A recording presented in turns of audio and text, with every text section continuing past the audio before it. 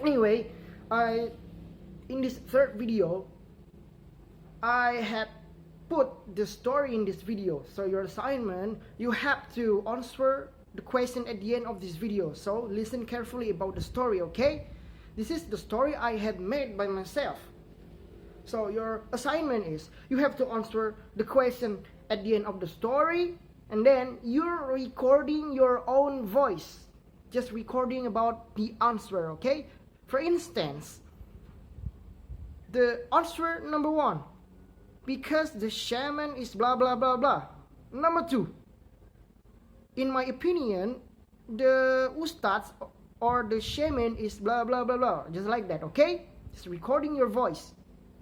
And remember to defer your answer, because when your answer is the same, I can understand, I can see that you are cheating each other. So you have to defer your sentence. There is so many different words, many different sentences you can make in English. So no same answer, okay? So let's get started. So this is the story. Once upon a time, there was a sacred tree that supposedly had a power.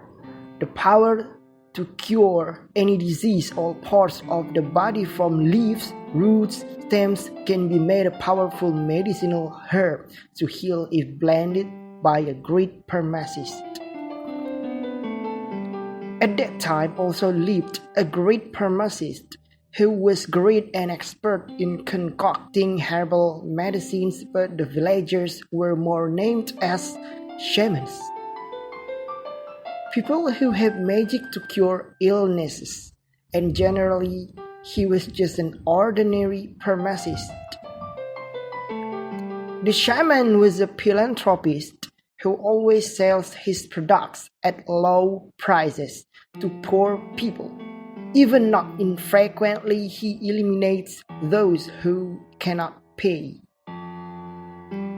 In that village, there lived an elder who was usually called an ustad by villagers. This cleric has 2 young children. The children often played under the sacred tree that settled in the middle of the cemetery.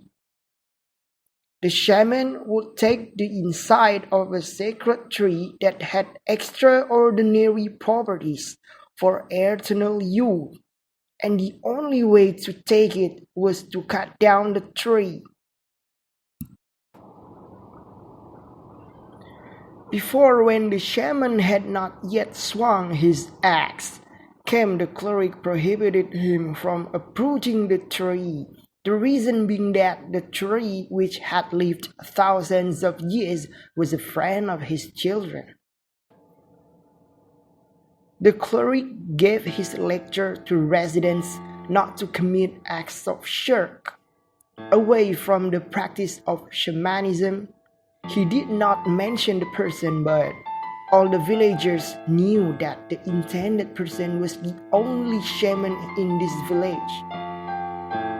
The next day, all the villagers turned away and refused the shaman who was considered to have practiced black magic. Finally, the shaman's business went bankrupt, and worse, the residents burned down his house and evicted him from the village. After a few months later, his children were seriously ill, and he had tried various methods and drugs, but to no avail, until finally he remembered the sacred tree and the shaman who was good at concocting medicine. He finally decided to go an adventure with his horse, looking for the shaman throughout the region. 2 weeks, he finally found the shaman living deep in the northern forest to avoid the villagers. The cleric pleaded and wept as loudly as he could, apologize for all the events of the past to the shaman so the shaman could have his children. But the shaman was a man, ordinary people who have emotions and grudges that have been stored because he had been treated unfairly. The shaman looks lame, has long lived his old age in the forest, far from humans, hard to get food and survive. Because of that, the shaman didn't apologize to the cleric. Then, a few days later, his children died along with the death of this tree.